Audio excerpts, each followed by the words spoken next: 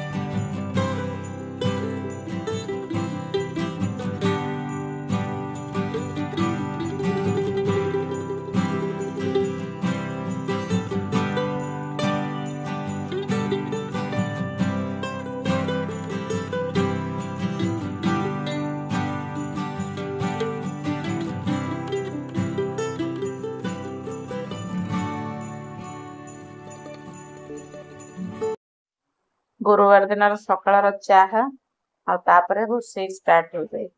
परिवा काटे आज टिके सेमती नड़िया पकईकी मुग सोला ना खाली एक पकईकी करदेवी। टिके नड़िया बाटिकी जदि हम देवी नले ना सेमती करदेवी भावुची तरकारी। टिके मु चा पीबी बोली बसई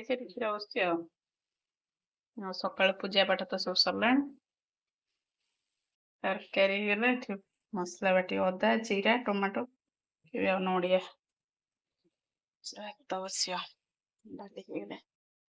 नमस्कार गुड मॉर्निंग। आपण माने केमती अछंती कहिबे। नमस्कार नमस्कार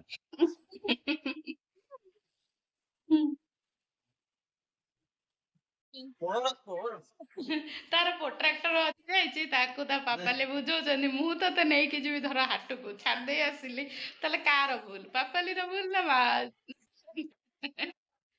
कहूँ मोर भूल नहीं ये डेम चल बाय।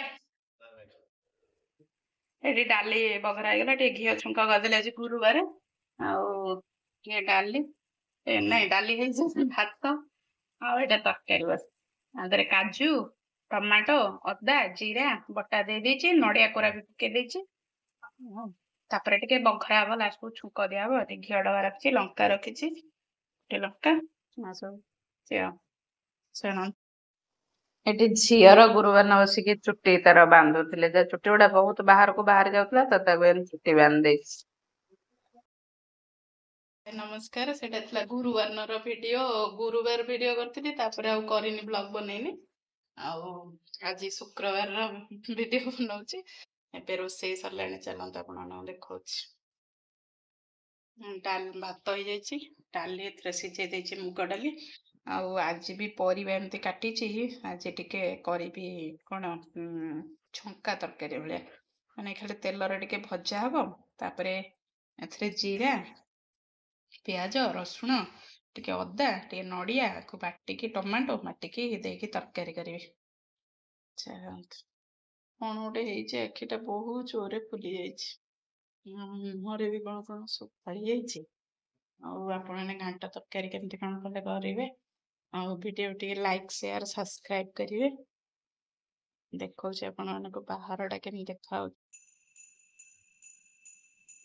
ପବନ ଦଉଛି, ବର୍ଷା ପ୍ରବଳ ହଉଛି। ଗଛ ଏଠି ସବୁ ଲାଗିଛି। ଏଟା ରଜନୀଗନ୍ଧା ଗଛ ଲାଗିଛି, ଆଉ ତୁଳସୀ ଗଛ। ପୋକ ଲାଗି ଯାଉଛନ୍ତି ତୁଳସୀ ଗଛରେ। ବିନ୍ ଛୁଇଁ ଗଛ ଲାଗିଛି ଯେ ତା ଦେହରେ ଗଛରେ ହଉନି, ମାଟି ଭଲ ନୁହେଁ କି କଣ ହଉନି। ଏଠି ତଳେ ବି ଲାଗିଛି। ବର୍ଷା ପାଣି ଛାଟୁଛି, ପରଟା ପତ୍ରଟା ଉଡ଼ି ଯାଇଛି ସେ ବାତ୍ୟା ହେଇଥିଲା ଯେ।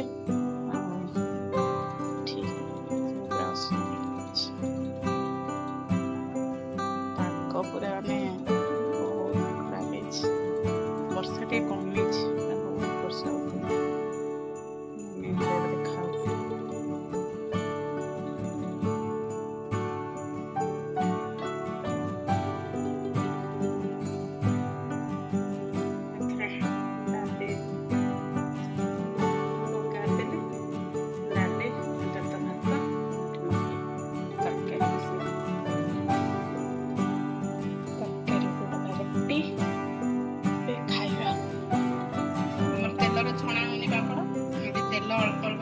ପାମ୍ପଡ଼ ସେକା ହଉଛି। ଆମେ ତା ଦେହରୁ ଖାଇସାରିଲୁଣି। ପୁଅ ଗୋଟେ ଖାଇସାରିଲୁଣି, ମୁଁ ଗୋଟେ ଖାଇସାରିଲୁଣି। ତାପରେ ଭିଡ଼ିଓ କରିବାକୁ ମନେ ନଥିଲା କରାହେଇଛି।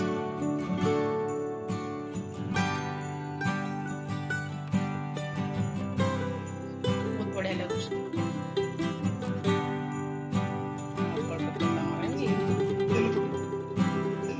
ତେଲ ନାହିଁ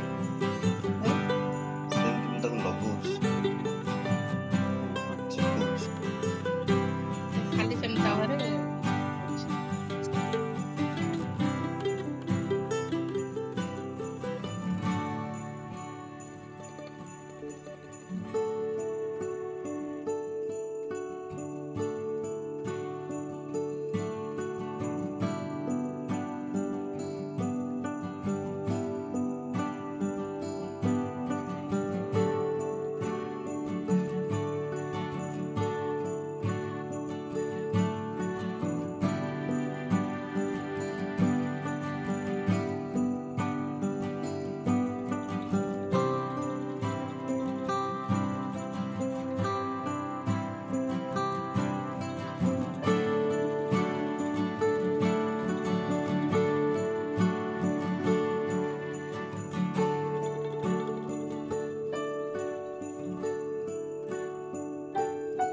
ସିମେଇ ପ୍ୟାକେଟ୍ ନା ବର୍ଷା ପାଗ ହେଇଛି, ପ୍ରବଳ ବର୍ଷା ହଉଛି। ସେଥିପାଇଁ ଏଇଟା ସିମେଇ ଆଣିଲେ 2 ପ୍ୟାକେଟ୍ ଆଣିଲେ। ଏଥିରୁ ଅଳ୍ପ କରିବି ସିମେଇ କ୍ଷୀରି। ସିମେଇ କ୍ଷୀରି ବସେଇଦେଲେ।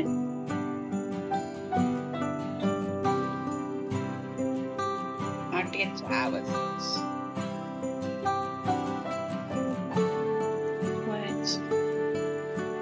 ଆମେ ଏମିତି ସମସ୍ତେ ତଳେ ବସିକି ଖାଉ।